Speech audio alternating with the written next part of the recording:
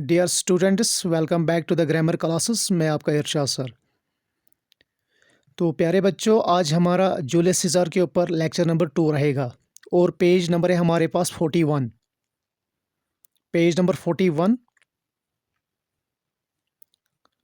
तो जैसा कि आपको मैं बार बार ये गाइड करता रहता हूँ कि आप नोटबुक्स और टेक्स्ट बुक्स अपने साथ रखा करें, ताकि जो भी आपको इन्फॉर्मेशन दी जा रही है आप उसको राइट डाउन करेंगे।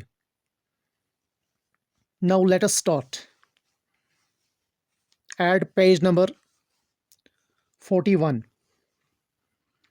Brutus went home. अब इसके बाद क्या होता है? Brutus went home.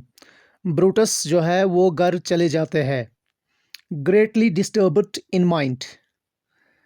तो यहाँ पे हमारे पास एक वर्ड है greatly disturbed.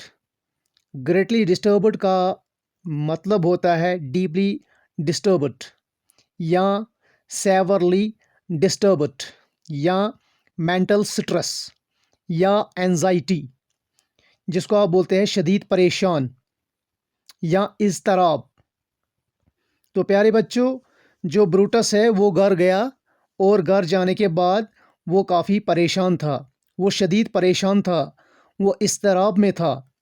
He could not sleep, वो सो नहीं पाया।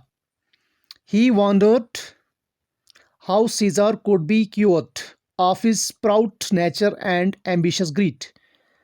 तो यहाँ पे हमें बताया गया ही वॉन्डर्ड। वॉन्डर्ड का यहाँ पे मतलब है डीपली थिंकिंग। क्या मीन्स है यहाँ पे वॉन्डर्ड का? डीपली थिंकिंग, यानी कि वो सोचता रहा। How Caesar could be cured, जो जूलियस सीज़र है उसका इलाज कैसे किया जा सकता है। अब क्योर्ड का यहाँ पे मतलब है उसको कैसे ख़त्म किया जा सकता है। या ऑफ हिज प्राउड नेचर, यानी कि जो उसकी जो मगरूर फितरत है उसको कैसे ख़त्म किया जा सकता है। एंड एम्बिशियस ग्रीड, और उसकी जो बढ़ती हुई लालच है उसका इलाज कैसे किया जा सकता है। यानी कि जो जूलियस सीज़र है उसके मगरूर फितरत और बढ़ती हुई लालच का इलाज कैसे किया जा सकता है, उसको कैसे ख़त्म किया जा सकता है। It must be by his death, और आखिरकार उसने फैसला कर लिया कि ये सिर्फ उसकी मौत से ही हो सकता है। उसको मर्डर करना पड़ेगा, उसको असैसिनेट करना पड़ेगा। ही एट लास्ट डिसाइडेड सैडली। तो बड़ी बदकिस्मती की बात है, जो ब्रूटस है उसने आखिरकार फैसला कर लिया। We could never be certain, we could never be certain, यानी कि हमें अंदाज़ा नहीं है। यानी कि जो ब्रूटस है और उसकी जो पार्टी है, जो रोमन्स है, जो कॉन्स्पायरेटर्स है, साजिश रचाने वाले जो है, उनको इस बात का अंदाज़ा ही नहीं है हाउ सीज़र माइट एक्ट, कि सीज़र क्या करेगा, कैसे काम करेगा, वो क्या कर सकता है। इफ़ ही गैनड एब्सोल्यूट पावर, उसको अगर पूरी ताकत मिली, मीन्स अगर जूलियस सीज़र को बादशाहत मिली। एब्सोल्यूट पावर हियर मीन्स जो मतलब बादशाहत है, अगर इसको बादशाहत मिली तो वो क्या करेगा, वो क्या कर सकता है, वो कैसे काम करेगा। तो होप यहाँ तक आपको ये पैरा आपको समझ आ गया होगा। चलो मज़ीद चलते हैं नेक्स्ट पैराग्राफ की तरफ। In the middle of the night, रात के दौरान, कैशियस, कास्का, और इसके बाद है हमारे पास डीसियस। डीसियस जो है and other members of their party, और उनके पार्टी के जो अदर मेंबर्स हैं, यानी कि ये तीनों साथी काशियस, कास्का और डीसस, इसकी प्रोनाउंसिएशन है डीसस। और जो पहला वाला हमारे पास है इसकी प्रोनाउंसिएशन है कासियस, और जो हमारे पास यहाँ पे है उसकी प्रोनाउंसिएशन है कास्का। तो ये तीनों साथी जो है और उनके साथ जो बाकी सीनेटर्स है, जो बाकी रोमन पार्टी के जो मेंबर्स है, came secretly to see Brutus, ये सभी लोग जो है ब्रूटस के पास आते हैं। क्योंकि असली काम ब्रूटस को ही भड़काना है ताकि वो अपने दोस्त के खिलाफ जाए। टुगेदर, एक साथ मिलकर, यानी ब्रूटस, कासियस, कास्का, डिसियस और जो बाकी मेंबर्स है, टुगेदर एक साथ मिलकर, इकट्ठे, दे डिस्कस्ड देयर प्लान्स, उनके जो प्लान्स थे, उनके जो मंसूबे थे, उनके ऊपर उन्होंने बहस किया कि कैसे जूलियस सीज़र को हमने मारना है, उसका इलाज कैसे करना है। Caesar was to be killed the next day at the Capitol. Caesar was to be killed, Caesar को मारना होगा, द नेक्स्ट डे, दूसरे दिन, एट द कैपिटॉल, कैपिटॉल में, कैपिटॉल को टाउन हॉल भी बोलते हैं हम, जहाँ पे गवर्नमेंट ऑफिशियल्स मिलते रहते हैं, तो वहीं पे ये जूलियस सीज़र को मारने वाले हैं। Where he was going to make a speech, वहाँ पे वो एक स्पीच देने वाले थे जूलियस सीज़र, कैपिटॉल में, टाउन हॉल में जूलियस सीज़र स्पीच देने वाले थे और इन्होंने प्लान कर लिया कि हम वहीं पे उसको जो है कत्ल करेंगे। टू द पीपल, लोगों से जो है वो लोगों के सामने स्पीच देने वाले थे। They wanted to kill Mark Antony too. अब जो ये रोमन्स थे, जो ब्रूटस और उसके साथी जो थे, उन्होंने चाहा to kill Mark Antony too, Mark Antony को भी वो मारना चाहते थे। मार्क एंटोनी जो है वो भी जूलियस सीज़र का एक दोस्त था। बट लेकिन Brutus would not permit this, Brutus जो है उसने इस बात की इजाज़त नहीं दी। Antony is but a limb of Caesar, तो यहाँ पे इसका मतलब है Antony is but a limb of Caesar, तो बताया जाता है कि जो मार्क एंटोनी है उसकी कोई अपनी हैसियत नहीं है, इसका माना यह है, एग्जैक्ट मीनिंग है ये, यानी कि मार्क एंटोनी की अपनी कोई हैसियत नहीं है, अपनी कोई ताकत नहीं है। इसका ये मतलब है कि मार्क एंटोनी के पास कोई पावर्स नहीं है, वो जूलियस सीज़र के आर्डर्स के मुताबिक जो है काम करता है। अगर एक बार जूलियस सीज़र को मारा गया और मार्क एंटोनी जो है वो कंप्लीटली जो है बेबस और जो है हार्मलेस बन जाएंगे। जैसे कि अगर एक इंसान के जो आर्म्स है उनको ख़त्म किया जाएगा, तो जो आ, आ, आ, जो अगर एक इंसान जो है, अगर उसके हेड को ख़त्म किया जाएगा, मीन्स अगर इंसान का सिर जो है वो काटा जाएगा, उसके बाजू जो है खुद ब खुद क्या हो जाते हैं, वो यूज़लेस हो जाते हैं। तो अब हेड यहाँ पे जूलियस सीज़र को बोला गया, और जो मार्क एंटोनी है उसके लिए क्या इस्तेमाल किया गया है, उसके लिए आर्म इस्तेमाल किया गया है, उसके लिए लिम्ब इस्तेमाल किया गया है। यानी कि जूलियस सीज़र जो है वो हेड है और जो मार्क एंटोनी है वो लिम्ब है। लिम्ब होता है बॉडी का पार्ट। होप ये आपको समझ आ गया होगा। It was a complete explanation of this word. यहाँ पे ये एज ए सिमिली इस्तेमाल हुआ है। ही सेड, उसने बोला, यानी कि जो ब्रूटस है उसने बोला, he can do more than Caesar's arm, यानी कि जो मार्क एंटोनी है, he here means Mark Antony can do no more than Caesar arm, यानी कि वो सीज़र के आर्म से ज़्यादा नुकसान नहीं पहुंचा सकता है। मीन्स एक बार अगर जूलियस सीज़र को हमने मार दिया तो मार्क एंटोनी जो है वो पावरलेस है। When Caesar's head is off, जब सीज़र के सिर को हम बदन से जुदा कर देंगे तो जो मार्क एंटोनी है वो फिर पावरलेस है, वो फिर हार्मलेस है, वो फिर हेल्पलेस है। ही शुक हिज हेड, उसने अपने सिर को हिलाया, एंड स्पोक, और बोला, विद ग्रेट अर्जेंसी, यानी कि इस बात पे उन्होंने जोर दिया, आई विश, मैं चाहता हूं, we could cure Caesar's ambition, काश हम सीज़र की बढ़ती हुई लालच का इलाज कर सकते, विदाउट किलिंग हिम, बगैर उसको मारे हुए। यानी कि यहाँ पे ब्रूटस जो है उसमें थोड़ी सी इंसानियत जाग गई। वो बोलते हैं कि काश ऐसा होता कि जो जूलियस सीज़र है उसकी बढ़ती हुई ताकत जो है या उसकी जो हवस है हम उसका इलाज कर पाते, मगर ऐसा नहीं हो सकता है। बट आई डाउट, लेकिन मुझे शक है, इफ दैट इज पॉसिबल, क्या ऐसा मुमकिन है? इसका मतलब क्या है? ऐसा मुमकिन नहीं है।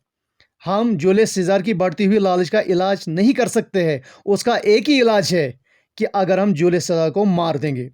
सो इस तरह से सीजार मस्ट डाई। तो इस ये जो जूलियस सीजार है उसको मरना ही पड़ेगा।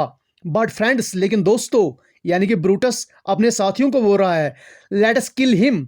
आओ हम इसको मारते हैं, ब्रेवली, बहादुरी के साथ, नॉट एंग्रीली, लेकिन गुस्से के साथ इसको नहीं मारते हैं। इसका क्या मतलब हुआ? इसका ये मतलब हुआ, जो जूलियस सीजार है इसको हम मारेंगे, लेकिन इसको इसलिए मारेंगे, ये पॉलिटिकल सेक्रीफाइस माना जाएगा।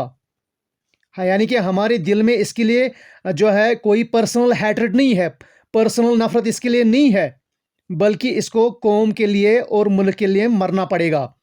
We must have no bitterness in our hearts.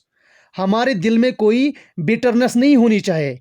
Means हमें कोई अफसोस नहीं होना चाहिए, हमें कोई पछतावा नहीं होना चाहिए कि हमने ब्रूटस को मार दिया। सो इस तरह से इट वॉज डिसाइडेड, ये फैसला कर लिया गया, that only Caesar should die, कि अगर हमने मारना है तो सिर्फ जूलियस सीजार को मारना है, मार्क एंटोनी को नहीं मारना है। हाँ, वो इसका एक हिस्सा है, लेकिन वो उसके बाद बेबस हो जाएगा जूलियस सीजार के कत्ल के बाद। तो होप करता हूं कि यहां तक भी आपको अंडरस्टैंड हुआ होगा। तो प्यारे बच्चों, अब हमारे पास है para number 3। The next day, अगले ही दिन, the next day was dark and cloudy. अगले दिन, जिस दिन जूलियस सीजार का कत्ल करने वाले थे ये लोग, तो उस दिन क्या था? उस दिन अंधेरा छाया हुआ था, एंड क्लाउडी, और उस दिन जो है बादल थे। तो बादल की वजह से थोड़ा सा अंधेरा छाया हुआ था, because there was no sunshine. There had been thunder and lightning all night long. All night long का मतलब होता है रात भर। रात भर क्या थी वहां पे? थंडरिंग, बादल गरज रहे थे, बादल गरज रहे थे, एंड लाइटनिंग, और बिजली कड़क रही थी, with terrible storms of wind, और वहां पे टेरिबल स्टॉर्म्स थे, खौफनाक तूफान आए रात भर, एंड द होल अर्थ, और जो पूरी जमीन है, हैड शेकन, ऐसा मानो कि पूरी जमीन हिल गई, एंड ट्रेमलेट, और ऐसा लगा कि पूरी जमीन जो है वो कांप रही है। Cesare was bagged by his wife, और जो जूलियस सीजार है उसकी वाइफ ने उससे बेग किया, बेग्ड मीन्स रिक्वेस्टेड या craved, Calpurnia not to go. Calpurnia जो है उसने क्या बोला अपने हस्बैंड से? Not to go to the capital, आप कैपिटल मत जाइए, आप टाउन हॉल मत जाइए, दैट मॉर्निंग, यानी कि उस सुबह।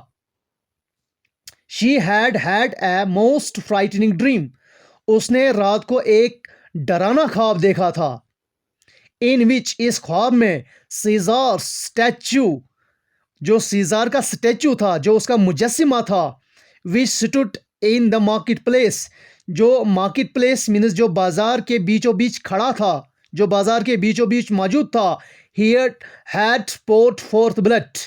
हाँ, तो यहाँ पे है पोर्ट फोर्थ, इसका मतलब है फ्लोइंग या स्ट्रीमिंग, बहना, जिसको आप बोल रहे हैं ब्लड, यानी कि जो मुजस्समा मार्केट प्लेस में था उससे खून बह रहा था। ये ख्वाब में किसने देखा? कालपूर्निया ने देखा।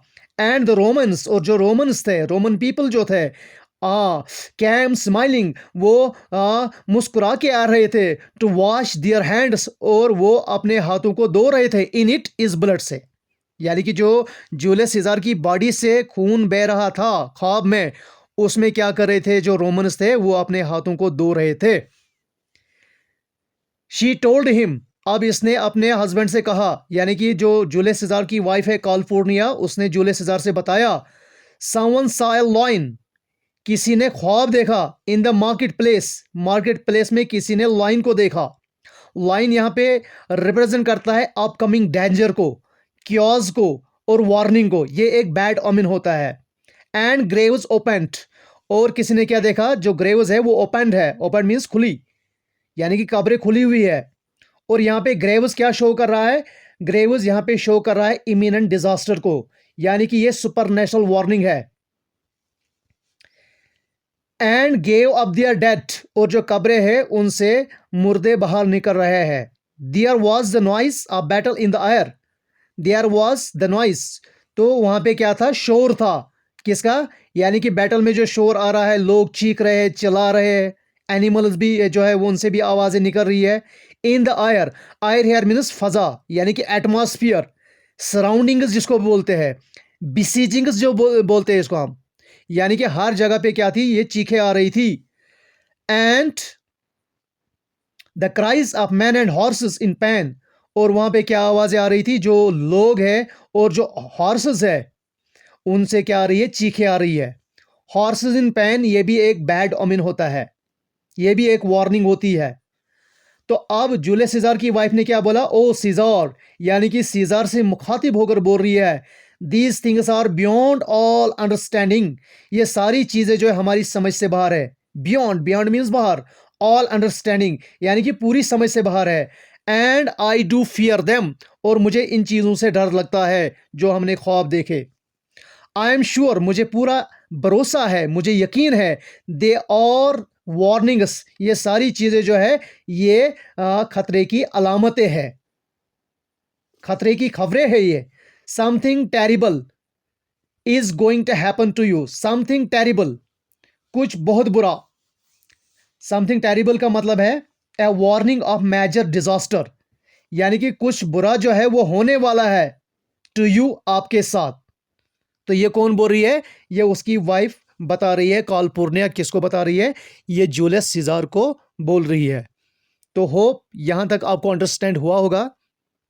अगर आपको मेरी चैनल अच्छी लगी हो, अगर आपको मेरे लेक्चरस अच्छे लगते हो, तो आप सभी से रिक्वेस्ट है कि मेरी चैनल को सब्सक्राइब करिए, इसको शेयर करिए, इसको सपोर्ट करिए, ताकि मज़ीद जो हमारे पास बच्चे पढ़ते हैं तो उनको भी कुछ ना कुछ फ़ायदा मिले।